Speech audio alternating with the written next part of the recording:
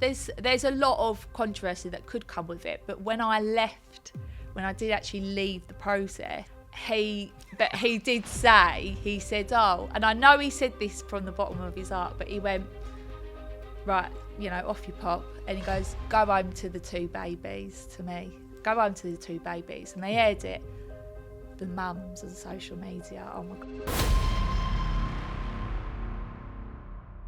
Hey everybody, welcome to Business Growth Secrets. I'm really excited. We've got a great guest on today, Sam Saadet. You may recognise her from the recent series of The Apprentice, which she was on and she did really, really well. What I'm going to be talking about today with Sam is she is the brains behind the Mummy Movement, which is a fitness app and fitness business for mums both pre and postnatal. She's going to talk to me today all about what it's like being on The Apprentice, what it's like building a business, what it's like being a mum in business, which I know is going to help many, many of you that listen to the podcast. So welcome, Sam. How are we doing? I'm well, thank you. How are you? Very, very well. So you're super smiley today. We had a great chat before we've come on, and I really love your message, and I'm looking forward to getting into the depths of that. So why don't we just start off and tell us a bit about you. You've created this business, the Mummy Movement, which is a great business for a great purpose. I know you're really passionate about it. But where did this all start from for you? What made you want to get into business in the first place? Before we talk about your stint on The Apprentice, building the business, launching the app, I'd love to know a bit about your background. So where did you start off? Were you naturally entrepreneurial, or where did this all start for you? Yeah, absolutely. I mean, I'll try and keep it short and sweet, but I tend to blab on, so do forgive me. So basically, I've always been naturally entrepreneurial from both my parents. I think my dad, he always had a natural entrepreneurial flair. I always saw it firsthand. I had me and my 2 younger sisters, and he was always out grafting and kind of trying to do lots of different businesses. But equally my mum. So my mum and him actually divorced at a young age when we was a young age. So we didn't have a lot of money. My mum was single parent, so she used to go out and graft and do loads of different jobs, and she had 3 kids at the time. So obviously, it's kind of seen that firsthand from a young age that, mums can go out and do so much still when you have the kids.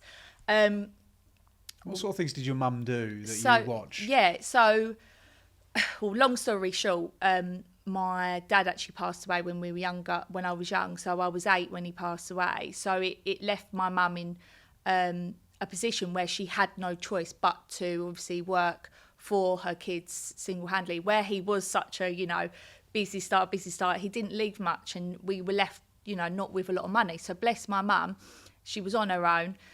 She had 3 different jobs, but she had to take us with her. So she, first and foremost, she was a fitness instructor. So obviously later on down the line, I've ended up taking that on, which I'll chat about later. But we used to go and it was at Redbridge Sports Centre, and we used to run around, and just like me and the girls were so young, but they used to just let us run around while my mum would spend like literally hours each evening teaching classes to make sure she had enough money for us. She used to do bookkeeping in the day at home while I was at school for my uncle's company. And then she even used to, I remember days that she used to be a cleaner, and we'd go to like these big offices and she would clean, and we'd have to just sit and sit in the office chairs and swinging around on the office chairs. She had to do what she had to do as a mother. And I think that watching her and how much she grafted to provide us just a life, not even like an expensive life, but just to earn money to put food on the table for us. And it really, I think it showed me firsthand. Obviously, naturally, I had it from my dad, but when he passed, my mum had to step up and really show us this is how you get it done. And I think that instilled it in me from an early age.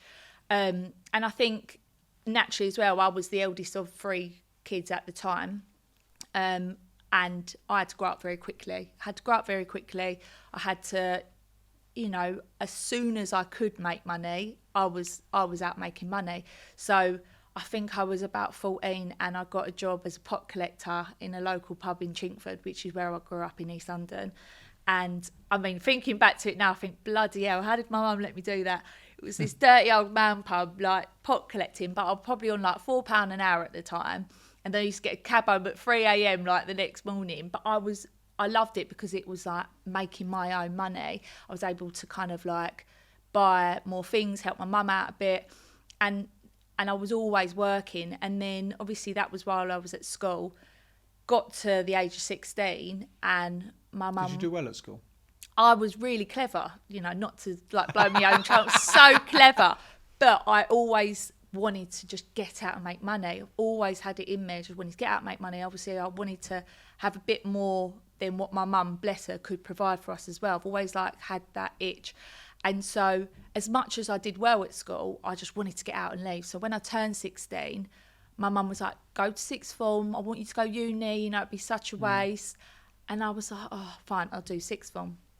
Started sixth form, and I just had such an itch to get out and work that although I was academic and I was great, I just couldn't fight like this feeling of just wanting to get out and or start something, do something, and so it was funny actually, because even though I was such a grafter, I was voted. I just hated sixth form so much because I just wanted to leave and I just wanted to get out of it. So like, I barely went. I used to literally go. I used to palm off. And at the time, I had a job at M&S in Epping, in the women's wear. And I'd always say to them, just give me any shifts that are coming up, let me know. Any shifts that are coming up, let me know. So I used to palm off sixth form all the time just to get some extra shifts and get some extra money. And no one really knew, but I was voted laziest girl of sixth form at the end of the year because I never used to go because I didn't want to do it. But little did they know I was actually out grafting, like being the complete opposite. So and you hear these types of stories a lot. I mean, I was the same. I left school at 15. Only got one GCSE. I went to college for about an hour, I think. But it just doesn't literally suit some people, and I think that's what the education system is very different, and the education system probably needs to address that because it suits some people, but it certainly doesn't suit everybody. And it sounds like that drive you had, it didn't suit you very well. Absolutely. So what happened next for you? What did you do then? You didn't quite make it at sixth form, or you finished your sixth form. You went out and started working.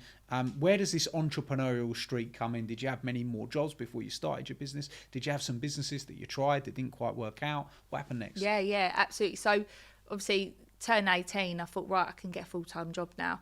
Took the first thing I could find, and it was some sales job. Naturally, I was like good at the sales part of it, and I was kind of thriving off that. But I actually got it through a recruiter. So you can see where this is going to go.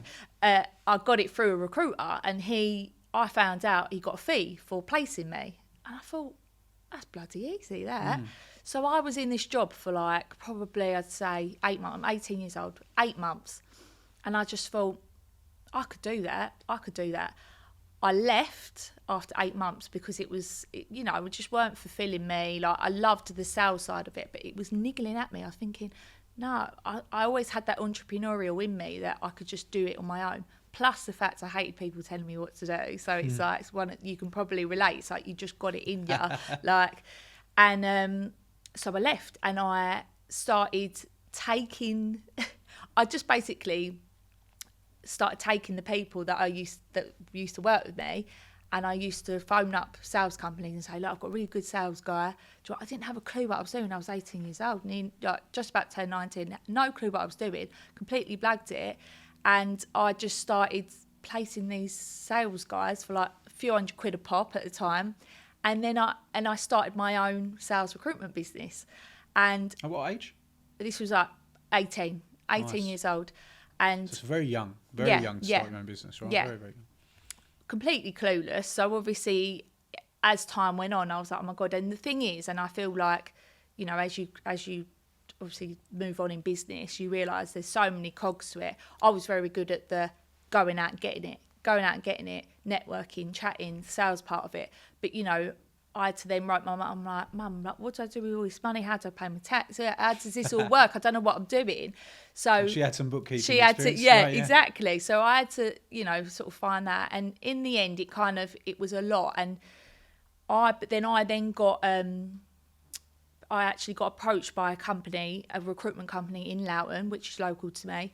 And they were like, oh, why don't you come and work for us? It was oil and gas recruitment, so completely new ball game, but obviously recruitment. I went, no. I was like, don't want to work for anyone. And they went, well, we've got offices in Malta. Would you ever consider going to Malta? By this point, I'm 21. And I was like, yeah, blow it. Why not? Let's go Malta. Have you ever been? No. Do you want to go? Fancy going? Yeah, let's go for it. And I just went out to Malta. I did a bit of recruitment out in Malta. Yeah, okay, at the time, my sales recruitment, it was but when it was like, I was so young, it was like, I didn't really know what I was doing. And I thought, right, maybe if I go into a proper recruit, because I hadn't worked in a recruitment company, I came from sales, I can have a look and see how it's, how it's actually going to work properly. And I get to go live in another country for a bit. Why not? And my mum thought, right, go and give it a go. She's like, oh, what now, kind of thing. Of course, I can't keep up with her. And I went on a 6-month, obviously 6-month contract, went out for 6 months. Absolutely loved it. More so probably the partying side of it, and just, having that freedom of being out in another country, and it was amazing.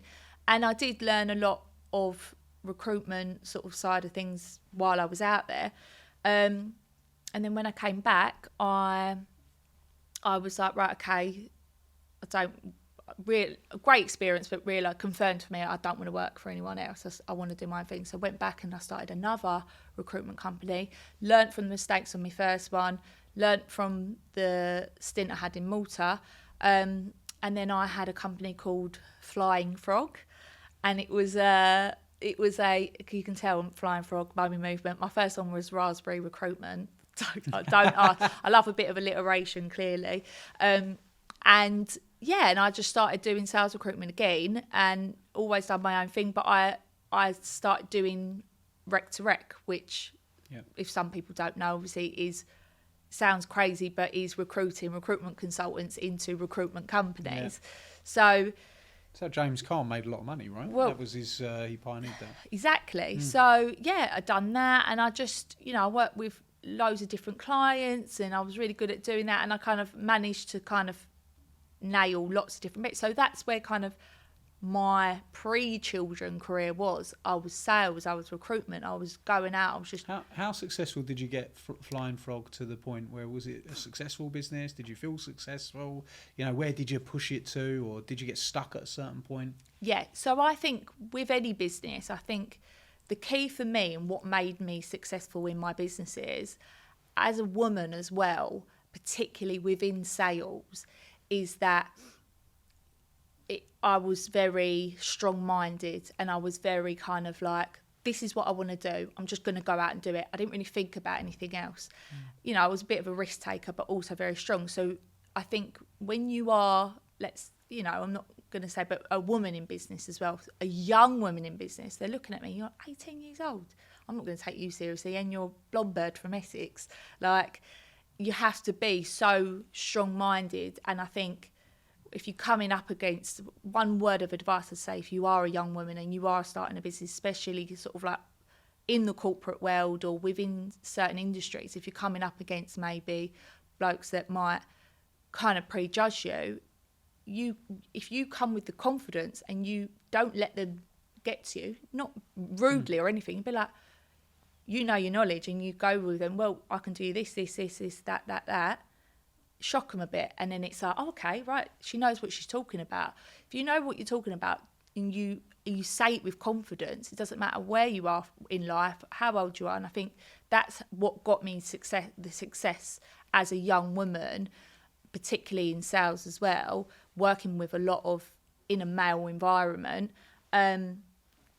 Unfortunately, it does take a lot of confidence, and without you strike me as we train thousands of business owners. We have many, and a large percentage of them are women. Probably a larger percentage of women that we train than actually men. We're probably like 60-40 women to men. And actually women are very coachable, very open to learning. But often you do find, both with men and women, I'm not going to take it to one particular gender, both men and women have a lot of fears when it comes to starting a business. You don't seem that fearful to me. It seems like you're missing a little bit of the fear. Was there a time that you felt fearful? Was there a time you felt worried, about going out, doing business, going and having conversations? Or is there a way that you manage that fear yourself personally? I mean, I wouldn't be human if I didn't feel that fear. And I think it's whatever, it's like anything. If you're sat there and you think of an idea and you think, I'll talk about going into the mum movement, because obviously I went into a whole new career. Yeah. But you're naturally going to have that fear, like, where do I even start? And I think what got me through that is the initial stage of, I just didn't overthink it. I just went and done it, see what happened. And I think it does help if, financially, I think that's a concern for people. They think, oh God, what if it fails? Especially if you have got a big responsibility. But if you've got that kind of sorted, or, you've got the confidence in yourself and you think, I can do this. I think it is a matter of just having that self-confidence and think, F it, life's too short. I'm going to go out and do it. I'll go out and do it. And if it works, it works. If it doesn't, it doesn't. I'll try something else. And I think people can overthink it. Oh, if it does this, if this could go wrong, this could go wrong. But instead, I was like, this is going to go right. That's going to go right. I know I can do it. I believe in myself. And I think for anyone looking to start that business, having that fear to overcome it is just to be like, just don't overthink it. Just go and give it a go. If it works out, it works out. If it doesn't, it's not the end of the world. It's definitely a trait from having spoken to and interviewed hundreds and hundreds of really successful people, and built a lot of successful businesses myself, as well as helping a lot of people, is the people that are able to take action in the way you describe achieve so much more success than the people that don't take the actions. What you're talking about there is a lot of mindset elements of like, hey, I was aware that I could be afraid, but I also was aware that I could choose to not be afraid, and I chose not to. Yeah. What I really would be interested to know from yourself specifically, is there any way that you've managed that personally? Did you work on yourself to work on your confidence? Is it a natural confidence? Did you have mentors or coaches or anyone that you feel that you look to? Did you have a good support system? Any other elements that you could look to in that way? I think from personal experience, I do feel like if you have had a bit of trauma in your life, e.g., for example, when my dad passing, it does give you more of a mindset of life's too short. Yeah, that's not the first time. My other half had experienced that, not with dad, but with her mum. Yeah. Many people I know, and that trauma often does change the frame of the mind, right? So it's interesting, yeah. Massively. And I think, and I talk about this with my husband a lot, because my husband, he's like, he's the polar opposite to me in the business sense. And it's probably why it works, because he's been in the same job for probably 10, 12 years. He's worked his way up. He does very well and he is successful, but he's not a risk taker. And every year he's like, I'm going to start my own thing, but he never takes that action. And then he overthinks things, and he's had a great life. And not to say that I haven't, but like he's not of that mindset of life's too short, let's go. He has to plan out every single detail, and it will take him like a year, and then he'll end up never doing it. Whereas I'm like, I don't want to sound morbid, but I'm like, I could die tomorrow and I'll be regretful. Do you know what? I think it's actually an empowering frame. Yeah. I often say, it's interesting, we've got a guy here that's been really successful with us. But when he joined and he came on and he started working with me directly, he was exactly as you described, talented, clever, smart, but couldn't get it done. And I just said to him, I said, look, this is the reality. You can walk out this door and get run over by a bus, and you're never going to achieve anything that you wanted to achieve. And how would that feel? And he said, every time I think about not doing it, Adam, I just think I'm going to get hit by a bus, and now I'll do it. I love that. Yeah, but it's exactly what you're saying, right? Which is interesting. Exactly. But I think it's an impact. I always talk about, what we think and what we say is either empowering to move us towards what we want, or disempowering to move us away from what we want. Yeah. And it sounds like that you've got some things there that you're using to drive you in the right way, rather than. I think if anything, you're your own worst enemy, or you're your biggest, advocator. You can really talk yourself out of things. I think people are like, no, I can't do it. Stop saying that. stop saying that. You need to start saying, yes, I can do it. I can do it. What's the worst that's going to happen? If you have to be analytical about it, sit down, write out what really is going to happen if this fails. What's the worst that could happen?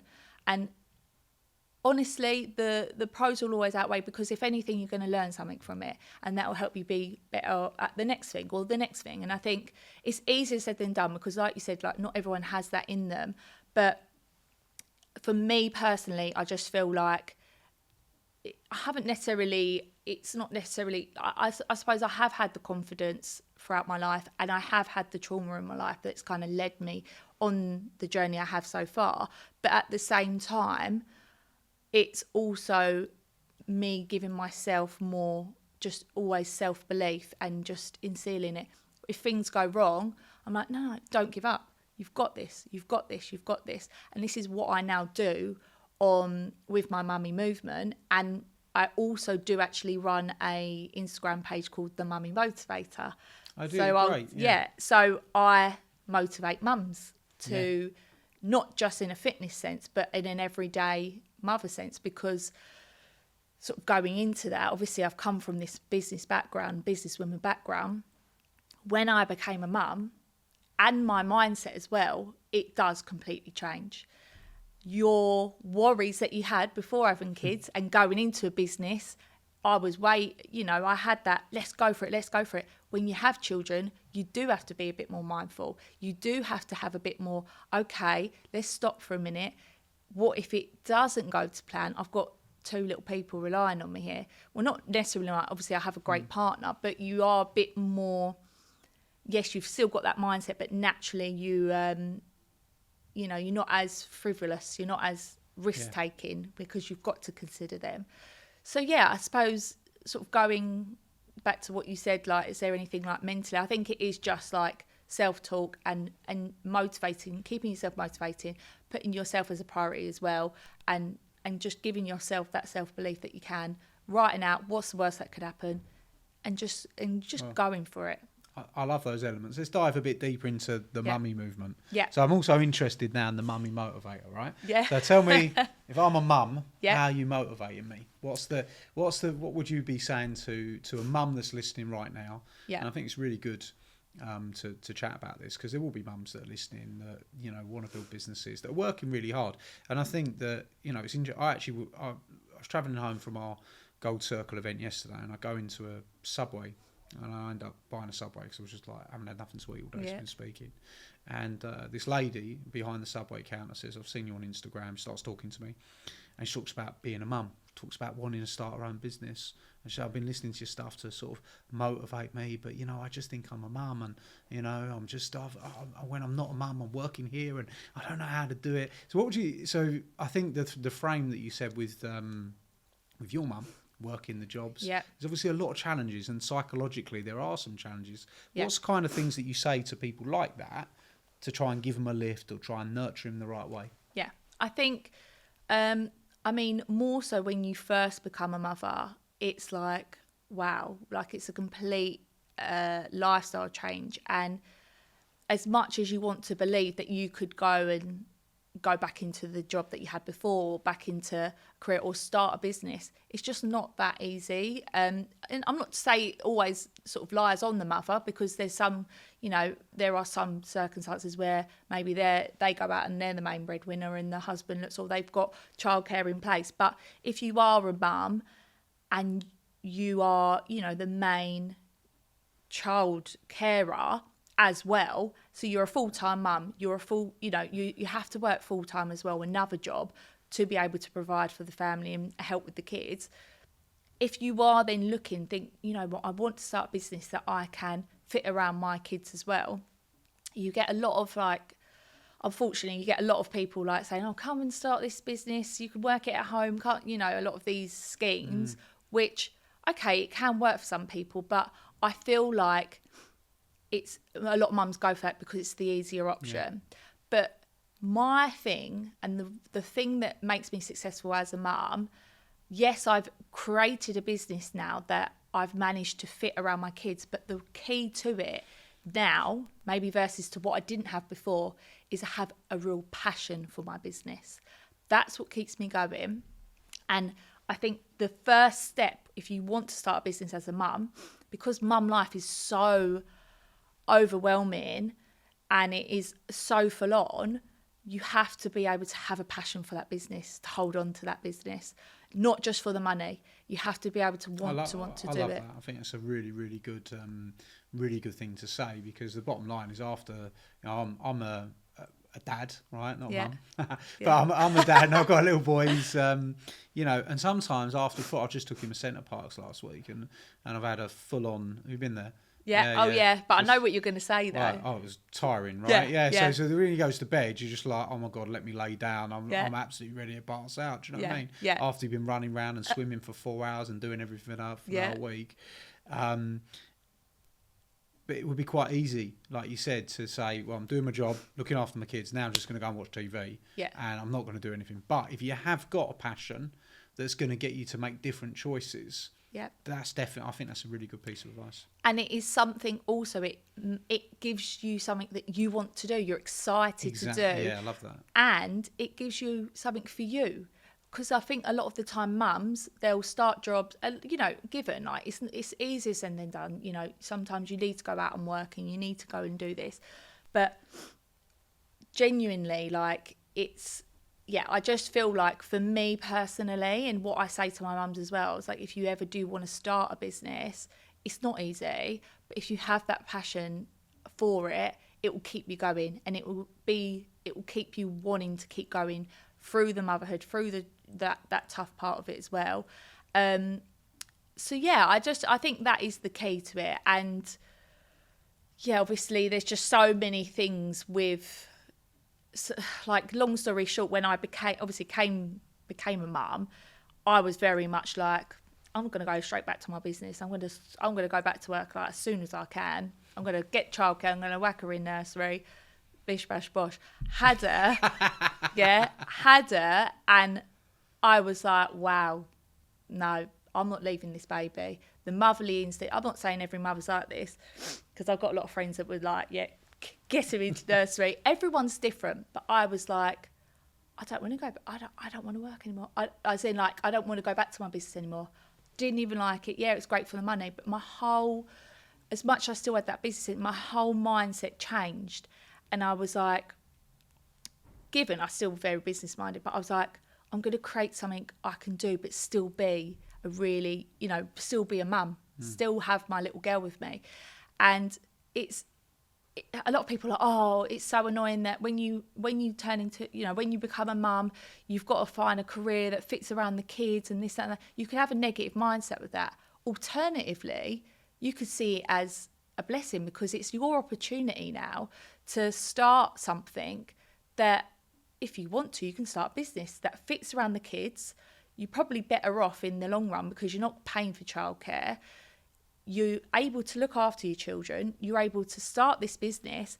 And I see now what I do is something like having children and starting a business around my kids, even though I've had to completely change my career just because I'm a mother, is actually been the biggest blessing in disguise, like the biggest blessing I've ever had, because now I've got a business I absolutely love. I never would have thought of creating before. I would have carried on doing what I was doing, and I've able to raise, my eldest is 5 now, my youngest is 3, not having a third, absolutely not. But either way, I've done 5 years now, and she's gone to school, and I've done those 5 years on my own. I've had near the end, she had a couple of days of preschool, but I was a full-time mum, plus I'm able to create a business now that I absolutely love. So I've seen it as something amazing that I would never have done. It's 100% possible. And I think I actually I think the advice that you're giving is really powerful to people in that situation, following the passion. Really, really powerful and very empowering. The mindset aspects that you're saying can certainly empower people as well.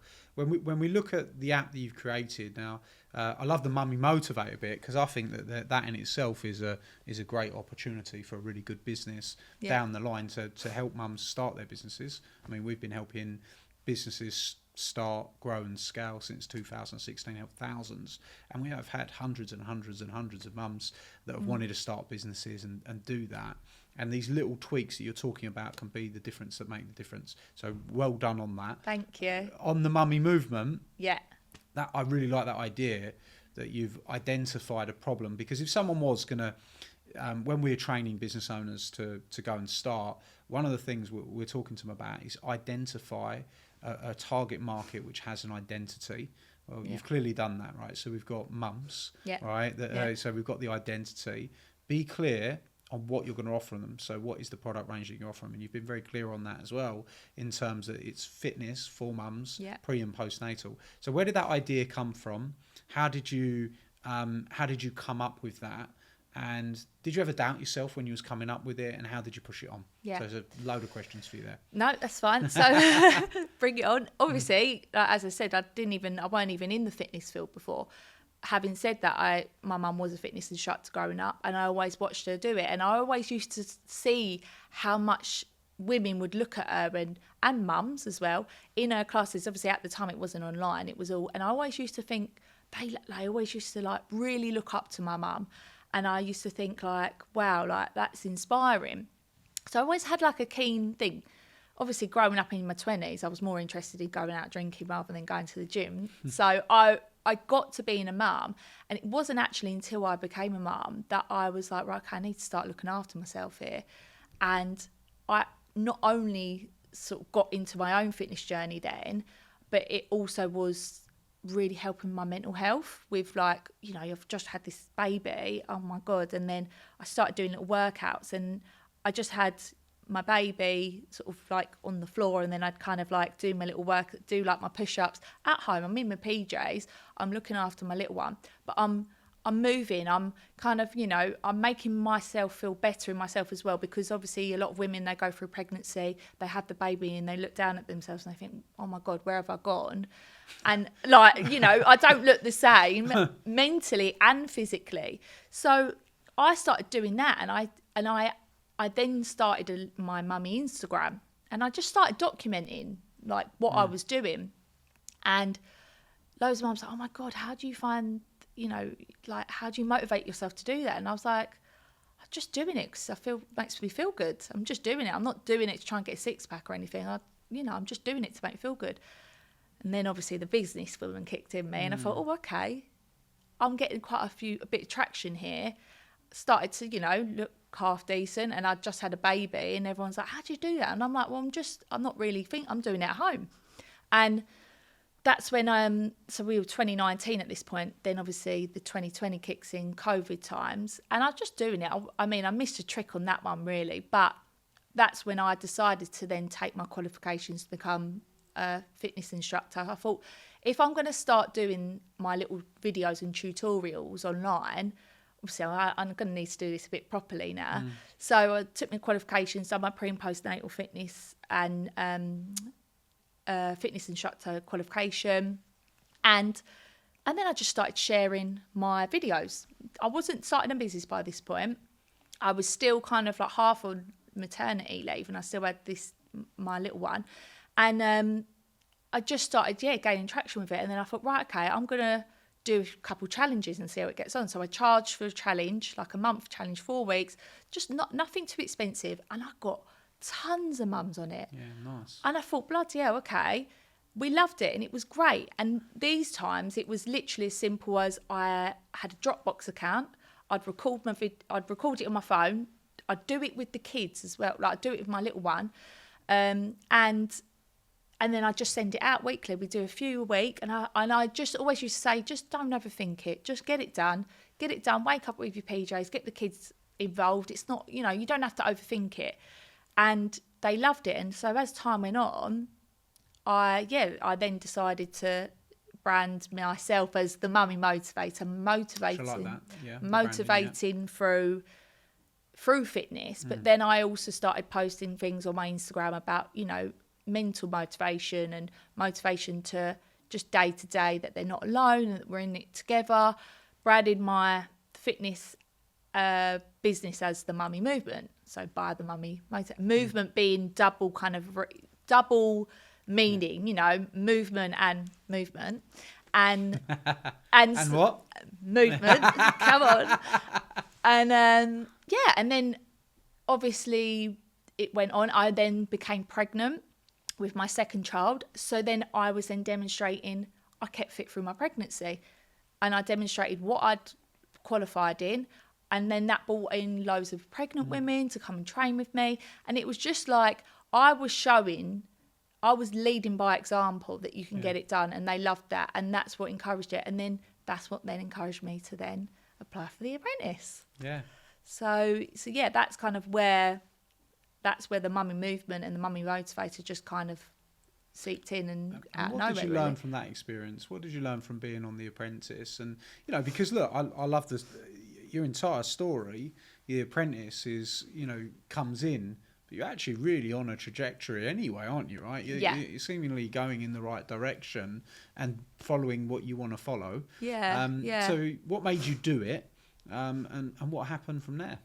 Well, obviously, naturally, as I, you know, pre-kids. What did your husband say about you applying for the Apprentice? He's like, to be fair, I'll give it to him, he's my number one fan. He's all for it. So he knows that I'm you know. The only reason I asked that is because what you said earlier about him being very logical, very detailed. Yes, which is why he's like, you leave me to be the secure one. You go out and do your thing. So he's really good. He's like, he lets me do my thing, and he knows that I love doing all that. So he's a really good supporter. And as long as he knows in his head that he's doing the, you know, this, it's all right. But naturally, before I even become a mum, and I had the mummy movement where I had my businesses before, everyone always used to say, oh, you should go on the Apprentice, you should go on the Apprentice. I'll be like, no, I'm not doing that. Not for me. I just want to crack on, make money. I don't care about all that. And I did, to be honest, I didn't really watch it. I watched it now and again, dipped in and out. And then I become a mum. The only thing I watched was Peppa Pig and Coco Melon. It's like, you know, I didn't really do it. But then when I found this business I had a real love for, I had a purpose as well. I will say that as well. Having a business as a mother, you've got, and you'll find that as a father, you've got a much more bigger purpose in life. So it's like, it kind of drives your business even more, because it's like, I've actually got a purpose here to do well. So I was like, I'll blow it. At the time, my little ones were really little. So my youngest was like a year old, and then my eldest was 3. And I thought, do you know what? If I don't apply and do it now, I won't ever do it. I need to do it now while they're still young, before they start school. And if I get it, I get it. If I don't, I don't. Of course I got it, you know. Of course I got on. And luckily for me, I've got a great support unit. So for those that don't know, when you do go on the Apprentice, you are completely shut off from the world. So you get your phone taken away from you, you get everything, even your passport taken from you. You are theirs for however long, up to 12 weeks. So you get put in a house and you have 15 minutes a week FaceTime to your family. So before I went on there, they were like, this is how it's going to be. We know you've got 2 young children. How are you going to find that? And I'm like, you know, I wouldn't have even started this process if I hadn't have thought about that. They're the reason I'm doing it. They're the reason I wouldn't even be here if I didn't have my kids. So you're asking me if I'm going to be okay leaving them. Well, I'm actually doing this because of them. And they're the reason that I'm going to do well in this process. And they're the reason that's going to push me. So it was a worry for them, but it was actually, they should be happy that I had the kids, because that kept me going. That's what motivated me to do better. So went on it, and I think, do you know what? It's so non-stop. You're filming 12-hour days, and everyone's like, oh, I preferred that. Kept my mind off the kids. It kept my mind off my business, which, by the way, I pre-recorded 12 weeks worth of workout videos for. Like, I had everything in place. I had like everything so that it still kept ticking over, and I didn't let my mums down while I was away. And it was a great experience, and I just kept busy, and I just gave it my all. And I think the week I left, so I got to week 6, should have got further, but by that week, I remember it really well, because I FaceTime with the kids, and I think it was the first week I had a bit of a cry, and I thought, bear in mind, everyone had broken by this point. I was very head in the game. I think that's, you know, that's what I'm quite good at. and I broke a bit, and I thought, oh God, this is really tough now. Like, I'm really missing the kids. I mean, they were living their best life. They were with my mum all week, my husband, my mum-in-law. They were getting treated left, right, and centre. They didn't really understand what was going on. And I think I struggled by the end of it with the kids, of course, because I was a full-time mum as well. So I'm used to being with them. And I don't know whether, I'm not, I won't go too deep into it, but I don't know whether that was the reason why I kind of got to that point where I left at week 6. And there's a lot of controversy that could come with it, but when I did actually leave the process, Lord Sugar, who I've got a lot of respect for, he's a local Essex boy as well, he did say, he said, oh, and I know he said this from the bottom of his heart, but he went, right, off you pop. And he goes, go home to the 2 babies, to me. Go home to the 2 babies. And they aired it, the mums on social media. Oh my God. And it was like, I didn't really think about it at the time, but they were like, you wouldn't say that to a dad. You wouldn't say, go on, off you go home to your babies, go home to your babies. And I think a lot of mums, it riled them up a little bit, as in, why does she need to go home to her babies? If you don't think she was good at the task, or if you don't think, she was, you so go. So interesting that creates controversy, because when you said it, I actually, because it could be took in one or two ways. It could be took in a way of compassion. Yes. I.e. actually showing some compassion. I Yeah. know that you're missing your children and, Yes. At the end of the road and so and so. So it could be took compassionately. And it also could be took as, in quite insulting. Yes. So it depends on how you take it. Yeah. I suppose that comes down to the edit. Yeah. Now, the more interesting question is, how did you take it? Do you know what? Did you take it as compassion or as an insult? I'll be honest with you. Just because I had a little cry that week, I wasn't ready to go. I wasn't ready to go. And I felt like, I was I was very happy with how I'd gone and, how I'd done throughout the process to that point. But I knew I was better than half the candidates left. And I'll say that confidently. I knew I could have given more to that process. And so I'll admit, it did pay me off a bit. And I just thought, are you really seeing me for a businesswoman, or have you just been seeing me as a mum on this process? Because that is a massive thing as well. I could go into, that's a whole nother sort of story. But, in the working world, unfortunately, women, as soon as someone says they're a mum in business, their mindset changes about them. It's a natural thing. And I admittedly had that mindset before I had kids, because you naturally think, oh, they're going to have to go home early, they're going to have to do this, da, da, da, da, da. So that's another conversation. But with regards to your question, I think at the time I probably didn't really think about it, because I thought, yeah, right, I'm going to go home, I get to go and see my babies, whatever, mate, like, see you later.